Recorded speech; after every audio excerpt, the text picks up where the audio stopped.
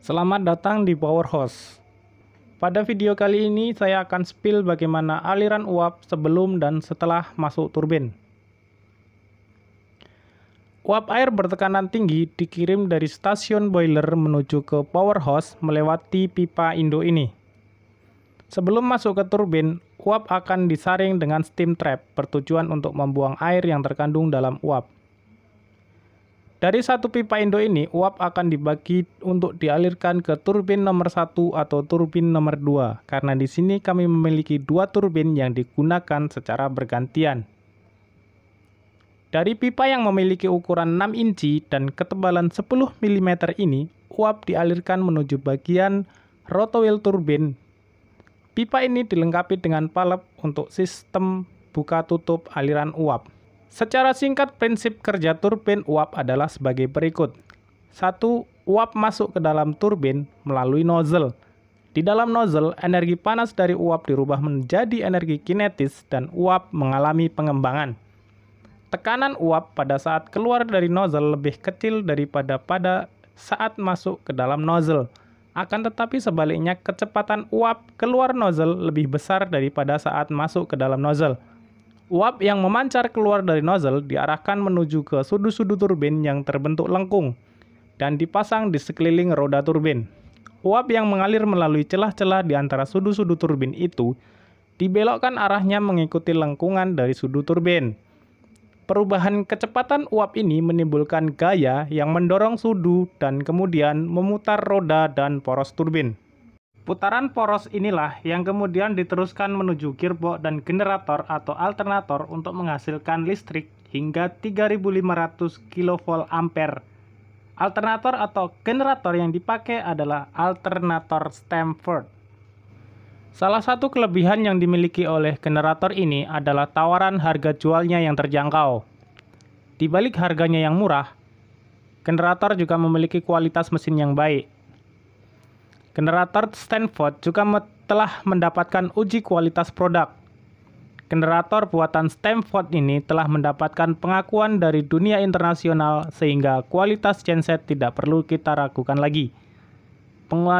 Pengujian generator buatan Stamford ini dilakukan secara ketat dan bersertifikat ISO. Tak mengherankan lagi jika generator ini layak uji dan digunakan. Turbin ini juga dilengkapi dengan indikator temperatur oli di semua sisi untuk memudahkan operator dalam mengontrol pengoperasian. Di sisi kiri turbin juga terdapat water cooling yang digunakan untuk mendinginkan oli.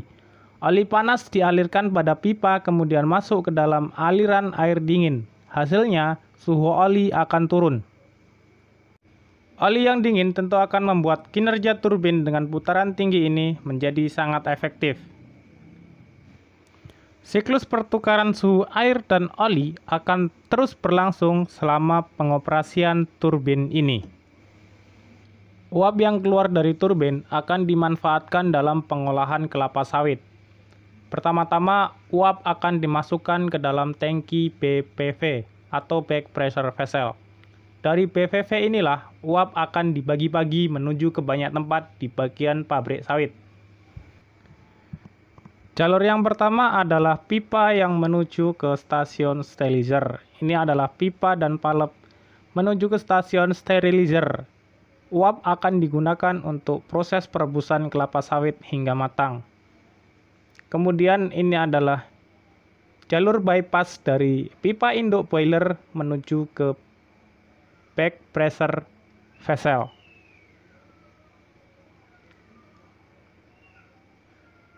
Kemudian ini adalah palep dan pipa untuk menuju ke pembuangan. Dilengkapi dengan dua buah safety palep untuk keamanan.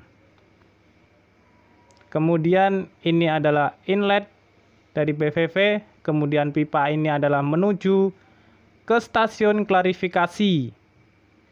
Kemudian satu pipa menuju ke stasiun press dan satu pipa menuju ke stasiun boiler. Kemudian ini adalah outlet dari turbin nomor 2 atau inlet dari turbin nomor 2 menuju ke BPV. Kemudian satu pipa berukuran kecil menuju ke storage oil tank. Di sana uap digunakan untuk menjaga minyak agar tetap dalam kondisi cair dan tidak membeku. Kebetulan saat perekaman, turbin sedang tidak beroperasi, maka PPV memiliki tekanan 0. Lalu bagaimana dengan arus listrik yang dihasilkan oleh turbin ini? Bagaimana kita tahu parameter-parameter dari arus listrik yang dihasilkan? Mari kita lihat semuanya di bagian kontrol panel dari power hose atau PLTU ini. Inilah output listriknya menuju cam, LA, LA2, kemudian jaringan kebun. LA adalah land application, bukan Los Angeles ya. Kemudian selain di luar pabrik, ini juga ada arus pembagian di stasiun-stasiun. Ini ada di stasiun workshop, cam lagi, kemudian ada di cam sentral, ada di loading dan flush, di sterilizer, dan ini adalah kontrol panel untuk mengetahui parameter-parameter arus listrik yang dihasilkan dari turbin nomor 2. Kemudian di sampingnya adalah kontrol panel turbin nomor 1. Kemudian kontrol panel dari genset nomor 2 dan nomor 1. Kebetulan apabila generator atau turbin tidak beroperasi, maka yang digunakan adalah genset dengan kapasitas 200 kW untuk menggantikan fungsi dari turbin. Sekian video kali ini, semoga ada manfaatnya. Terima kasih telah menonton. Assalamualaikum warahmatullahi wabarakatuh.